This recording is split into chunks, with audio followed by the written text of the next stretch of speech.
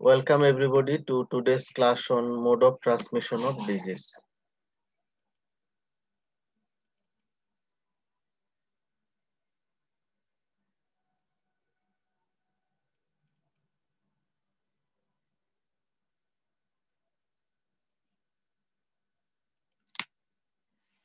আমরা আগেই জানি যে ডিজিজ ট্রান্সমিশনের মোডকে দুই ভাগে ভাগ করা হয়। ডাইরেক্ট ট্রান্সমিশন, এই ডাইরেক্ট ট্রান্সমিশনের মধ্যে 5 রকমের আছে। Direct contract, droplet infection, contact with soil, inoculation into skin or mucosa and transplacental বা ভার্টিক্যাল ট্রান্সমিশন। আর ইনডাইরেক্ট ট্রান্সমিশনের মধ্যে অলরেডি আমরা পড়েছি vehicle borne transmission, vector borne transmission, mechanical and biological transmission. এরপরে আছে airborne transmission, droplet nuclei, dust borne transmission, fomite borne transmission and unclean hands and fingers. তো আমরা প্রথম দুইটা মানে ভেহিকল বর্ন এবং ভেক্টর বর্ন এই দুটো আগের ক্লাসে পড়েছি। আজকের ক্লাসে এয়ারবর্ন ট্রান্সমিশন এবং বাকি দুটো পরে মোড অফ ট্রান্সমিশন শেষ হবে। তো এয়ারবর্ন ট্রান্সমিশনের আবার দুইটা ভাগ আছে, একটা হচ্ছে ড্রপলেট নিউক্লিয়াই আর একটা হচ্ছে ডাস্ট বর্ন ট্রান্সমিশন। তো droplet nuclei are particles implicated in the spread of airborne infection. They are tiny particles 1 to 10 microns that represent the dried residue of droplets. তার মানে ড্রপলেট নিউক্লিয়াই হচ্ছে ছোট ছোট particle যেটা আমাদের নাক মুখ দিয়ে বের হয় কথা বলার সময়, শাউটিং করার সময়, এবং এই পার্টিকেলের diameter 1 to 10 micron, that represent the dried residue of ড্রপলেট। এখন যে ড্রপলেটটা সরাসরি আমাদের নাক মুখ দিয়ে গিয়ে আরেকজনের নাক মুখে ঢুকছে সেটা হচ্ছে ড্রপলেট ইনফেকশন। কিন্তু ড্রপলেট নিউক্লিয়াই মানে এটা বাতাসে বা ধূলিকণার সঙ্গে মিশে ভেসে দূরে গিয়ে অন্য মানে আমার দূরত্বের মধ্যে 30 থেকে 60 সেন্টিমিটার দূরত্বের মধ্যে নাই এমন মানুষকে গিয়ে ইনফেক্ট করবে। বাতাসের উপরে এটা নির্ভর করবে। এই জন্য এটা হচ্ছে ড্রপলেট নিউক্লিয়াই। তাহলে ড্রপলেট ইনফেকশন আর নিউক্লিয়ার পার্থক্য হচ্ছে, ড্রপলেট ইনফেকশন হচ্ছে ডাইরেক্ট ট্রান্সমিশন, অর্থাৎ আমার ড্রপলেটটা ডাইরেক্টলি আরেকজনের নাক মুখ দিয়ে ঢুকবে। আর ড্রপলেট নিউক্লিয়াই হচ্ছে আমার ড্রপলেট বাতাসে ভেসে দূরে গিয়ে অন্য মানুষের উপরে ঢুকবে। তাহলে এখানে পার্থক্য হচ্ছে ড্রপলেট নিউক্লিয়াইটা ইনডাইরেক্ট ট্রান্সমিশন। কখন এরকম ড্রপলেট নিউক্লিয়াই ফর্ম হয়, কিভাবে ফর্ম হয়? By evaporation of droplets cuffed or sneezed into the air. আমরা বাতাসে যে হাসি কাশি দেই বা জোরে কথা বলার সময় যে ড্রপলেট গুলো যায় সেটার থেকে পানি ইভাপোরেট হয়ে ড্রাই হয়ে তারপরে এই ড্রপলেট নিউক্লিয়াই তৈরি হয়। Generated purposefully by a variety of atomizing devices. Aerosol যে তৈরি করা হয় বিভিন্ন, সেখানে অটোমেটিক্যালি বা পারপাসফুলি তৈরি করা হয় এই droplet nuclei. Accidentally in the microbiological laboratories, in the abattoirs and rendering plants or autopsy room. এসব জায়গায় accidentally এরকম ড্রপলেট তৈরি হয়, অর্থাৎ ছোট ছোট ছোট ছোট পানিযুক্ত যে কোনো কণা সেটা যদি জলীয় অংশটা ইভাপোরেট হয়ে ড্রাই হয়ে বাতাসে ভেসে বেড়ায় এবং রোগ জীবাণু ছড়ায়, সেটাই হচ্ছে droplet nuclei. Droplet nuclei may remain airborne for long period of time. এই নিউক্লিয়াই বাতাসে দীর্ঘদিন ভেসে থাকতে পারে।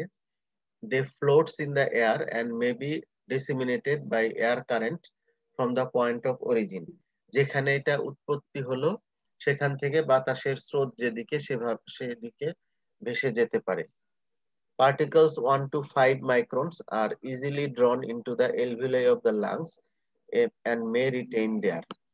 1 থেকে 5 মাইক্রনের যে পার্টিকেল বা ড্রপলেট সেটা একদম এলভিউলাই পর্যন্ত চলে যেতে পারে, আর 5 থেকে 10 যেটা সেটা নাকে এনট্রেপ্ট হয়। এখন আমরা দেখব যে কি কি ডিজিজ এই ড্রপলেট নিউক্লিয়ার মাধ্যমে ট্রান্সমিটেড হয়। Diseases spread by droplet nuclear আর tuberculosis, influenza, chicken pox, measles, Q fever, and many respiratory infections, including including corona virus. Corona ভাইরাসও ড্রপলেট নিউক্লিয়ার মাধ্যমে ট্রান্সমিট হতে পারে। এরপরে এয়ারবর্ন ট্রান্সমিশনের দ্বিতীয় যে ভাগ, ডাস্ট বর্ন ট্রান্সমিশন।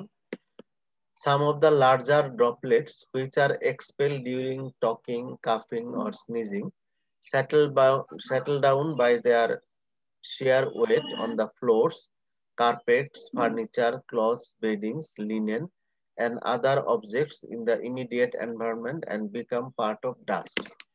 অর্থাৎ যে সমস্ত ড্রপলেট গুলো অপেক্ষাকৃত বড়, সেগুলো কথা বলার সময়, কাশি দেওয়ার সময় বা হাঁচি দেওয়ার সময় গিয়ে ফ্লোরে বা কার্পেটে বা কোনো ফার্নিচার বা কাপড় চোপড়ের উপরে পড়ে এবং ময়লা বা ডাস্টের অংশ হয়ে থাকে। A variety of infectious agent and skin squama are found in the dust of hospital wards and living room. Commonly found organisms are streptococci and other pathogenic bacteria, viruses and fungal spore. তো এগুলোর মধ্যে সাধারণত স্ট্রেপ্টোকক্কাই থাকে, virus থাকতে পারে যেটা survive করে ডাস্টের মধ্যে সেগুলো, এবং ফাঙ্গাল স্পোরই বেশি পরিমাণে থাকে ডাস্টের মধ্যে। Yes, infectious. Some of them, as for example, tubercle bacilli may survive in the dust for a considerable period under optimum temperature and moisture. বাতাসের ময়েশ্চার যদি বেশি থাকে এবং টেম্পারেচার যদি কম থাকে, বিশেষ করে শীতকালে, এই টিউবারকুল বেসিলাই 4 দিন পর্যন্ত বেঁচে থাকতে পারে বাতাসে ভেসে। During the act of sweeping, dusting, bed making, the dust is released into the air and become once again airborne. ওই পরে থাকা ডাস্ট গুলো যখন আমরা বিছানা ঝাড়ু দেই বা ঘর বাড়ি ঝাড়ু দেই, তখন এটা আবার এয়ারবর্ন হয়ে আবার বাতাসে ভেসে অন্যদিকে চলে যায়। Dust particles may also be blown from the soil by wind. মাটিতে যেগুলো পড়ে সেগুলো আবার বাতাসে উড়ে যেতে পারে। And this may include fungal spores. Airborne dust may also settle on uncovered food and milk. আমরা যদি খাবার দাবার ঢেকে না রাখি, তাহলে সেই খাবার দাবারের মধ্যে এই এয়ারবর্ন ডাস্ট পড়তে পারে। এজন্য নিয়ম হলো যে আপাত দৃষ্টিতে মনে হবে যে কোনো ময়লা নাই, খাবার খোলা রাখি, কিন্তু খোলা রাখা যাবে না, তাহলে বাতাসে ভেসে বেড়ানো ডাস্ট গুলো জীবাণু সহ এই খাবারের মধ্যে সেটেল ডাউন হবে। এই কারণে খাবার সবসময় ঢেকে রাখা উচিত। এবার দেখি যে ডিজিজ ট্রান্সমিটেড বাই ডাস্ট। এই ডাস্ট দিয়ে কি কি ডিজিজ ট্রান্সমিটেড হয়? কককিডিওআইডোমাইকোসিস এক ধরনের ফাঙ্গাল ইনফেকশন, এটা ট্রান্সমিটেড হয়। Streptococcal and staphylococcal infections, pneumonia, tuberculosis, Q fever, psittacosis, এগুলো এই এয়ারবর্ন ডাস্টের মাধ্যমে ট্রান্সমিটেড হয়।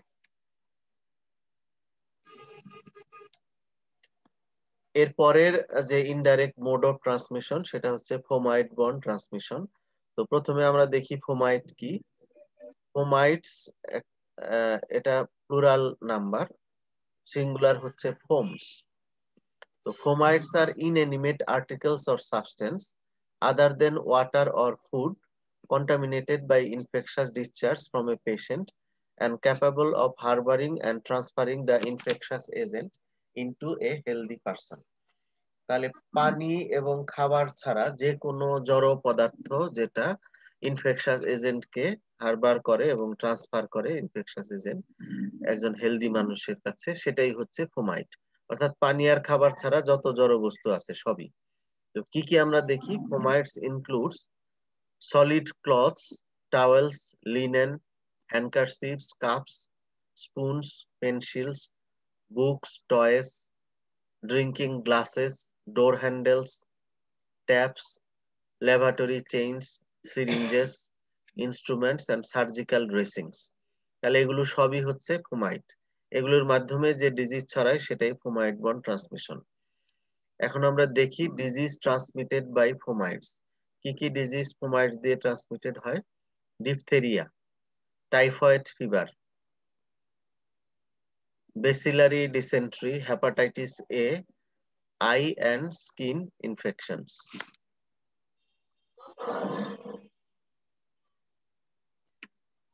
লাস্টের হচ্ছে unclean hands and fingers. Hands are most common medium by which pathogenic agents are transferred to food from skin, nose, bowel, etc. as well as from other foods. তাহলে হাত দিয়ে বেশিরভাগ প্যাথোজেন ছড়ায়। The transmission takes place both directly, hand to mouth and indirectly. এই হাত থেকে যে transmission সেটা ডাইরেক্টলি হতে পারে, ইনডাইরেক্টলি হতে পারে। আমার হাতে ময়লা, আমি যদি মুখে হাত দিই তাহলে এটা ডাইরেক্ট ট্রান্সমিশন। আবার আমার হাতের ময়লা সেটা পরিষ্কার খাবার ধরলাম, সেই খাবারে গেল, সেই খাবার আরেকজন খেলো, তাহলে এটা হবে ইনডাইরেক্ট ট্রান্সমিশন। তাহলে নিজের ক্ষেত্রে ডাইরেক্টলিও হাত দিয়ে ট্রান্সমিশন হতে পারে। কি কি ডিজিজ এই আনক্লিন হ্যান্ডস এন্ড ফিঙ্গার দিয়ে ট্রান্সমিটেড হয়? এই যে কোভিড-19 বা corona virus unclean hands and fingers দিয়ে হয়।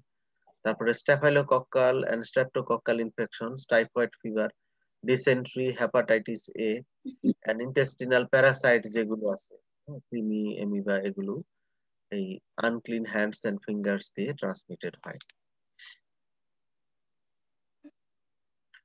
Unclean hands and fingers imply lack of personal hygiene.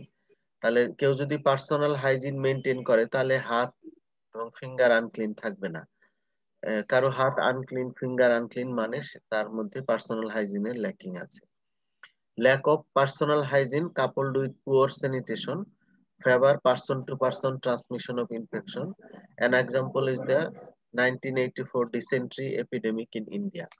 1984 সনে এই ভারত উপমহাদেশে বাংলাদেশ সহ এখানে ডিসেন্ট্রি এপিডেমিক হয়েছিল এবং সেটা ছড়াইতো হলো হাত দিয়ে। ডিসেন্ট্রি ডেফিকেশন করার পর হাত ধুইতো না সাবান দিয়ে, ওই জীবাণু একজন থেকে আরেকজনে ছড়াইতো। এইভাবে পুরা ভারতবর্ষে 1984 সনে ডিসেন্ট্রির এপিডেমিক হয়েছিল। তো আজকের এই পর্যন্তই। তাহলে এই এর মাধ্যমে শেষ হলো যে ইনডাইরেক্ট মোড অফ ট্রান্সমিশন তথা mode of transmission of disease. Mode of ট্রান্সমিশনটা খুবই ইম্পর্টেন্ট। আমরা যদি ইনফেকশন প্রিভেন্ট করতে চাই বা নিজেদেরকে ইনফেকশন থেকে রক্ষা করতে চাই, তাহলে আগে জানতে হবে কি কি মোডে কোন ডিজিজ ছড়ায়। সেটা যদি আমার মাথায় থাকে তাহলে নিজেরা নিজেদেরকে প্রোটেক্ট করতে পারবো। আচ্ছা, যারা কানেক্টেড হয়েছে সবাই অ্যাটেন্ডেন্স দিয়েছো? জি স্যার। জি স্যার।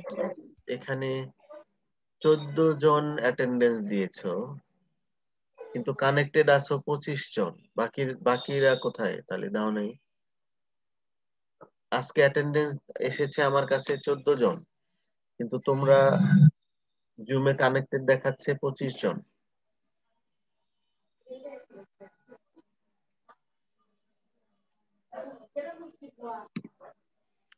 কেউ বাকি থাকলে 1 মিনিটে দিয়ে ফেলো, আমি ওইটা লিংক বন্ধ করে দিব।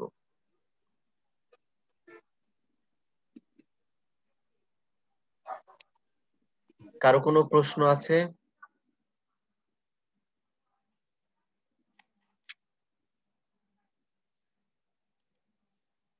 আচ্ছা, তাহলে আমি শেষ করছি। আল্লাহ হাফেজ।